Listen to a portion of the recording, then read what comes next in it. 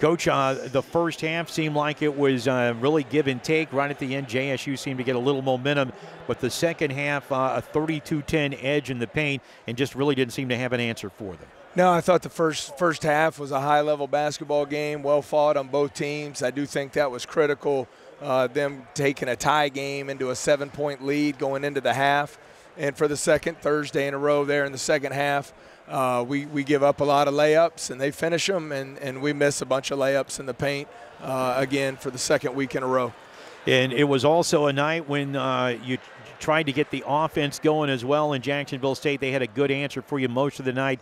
Defensively, 7 of 27 from three range and 40% from the field. Yeah, they're very solid defensively, do a good job protecting the paint. You know, got to a point where we couldn't finish in there, so it was in our best interest just to try and bomb away from three. And unfortunately, we didn't shoot a high enough percentage from there. Coach, I thought the first half, we turned the ball over 7 times, and they were able to score. I think it was 12 to 5 points off turnovers, and that was critical. Really, the second half, turnovers were much better, only 4 the second half, but we couldn't force any turnovers to really try to get back into the game. No, they did a nice job there in the first half. Unfortunately, as you mentioned, the turnovers, they weren't dead ball turnovers. Right. They were live ball turnovers out in the middle of the floor that led to a lot of transition opportunities and easy baskets for them. Second half, we did a better job taking care of the ball, but we just couldn't score. We couldn't score against their defense. They were just much better than us. Coach, you look at a team that's got 5 seniors and a junior in their top 6 players. They got a lot of experience, but Jason Burnell sets the tone for them, doesn't he? He gets 21 and 15, and just that as hard as he plays is infectious with the rest of his team. Oh, no doubt about it. I mean, he's stating his case as a first-team All-League guy, and no doubts there. I mean, 18 and 11 coming in, he had more rebounds than our entire front court combined tonight.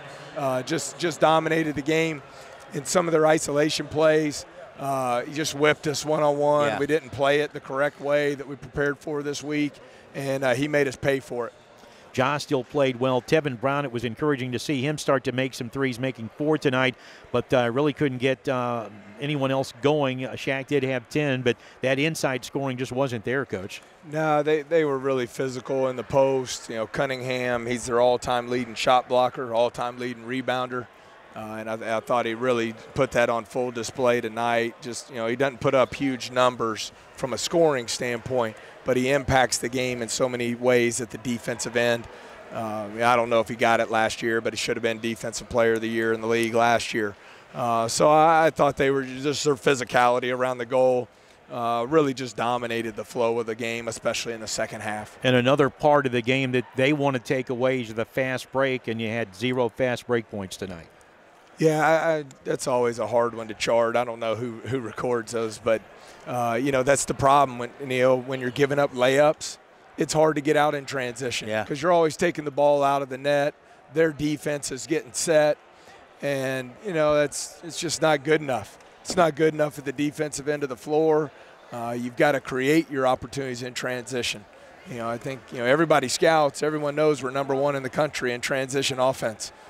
So for us to get there, we can't lose sight of the process. It starts, you defend, you rebound, and then you get transition. It doesn't work in reverse order, and we got to get that fixed. Coach, last year down the stretch, you basically had to keep winning to be able to win a conference championship, and the adversity hits now. You got 2 conference losses. How do you get the team to respond from this? Well, we just talked in the locker room. Obviously, there's some things we got to get fixed. We're just not getting it done at the defensive end of the floor against good teams.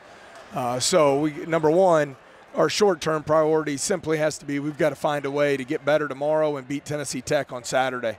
And that's really all our guys need to be focused on. And then we need to get to next week, and we got to get better as a team. And it's still a lot of basketball to play. We're halfway through the league. We've got a lot of getting better to do, and we want to be playing our best basketball at the end of the season. This team is at its best when it's had that focus of just, one day at a time, what's the next most important thing is what you talk to them about, and that's got to be the mindset moving forward. Well, it has to be, and, we compete at first 16, 17 minutes. I thought high-level basketball out here.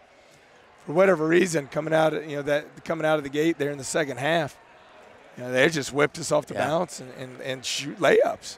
And, it's my responsibility as a coach to make sure that doesn't happen and we've got our coverage correct. So I got to get us back in the practice gym, and we got to get better. That's the bottom line.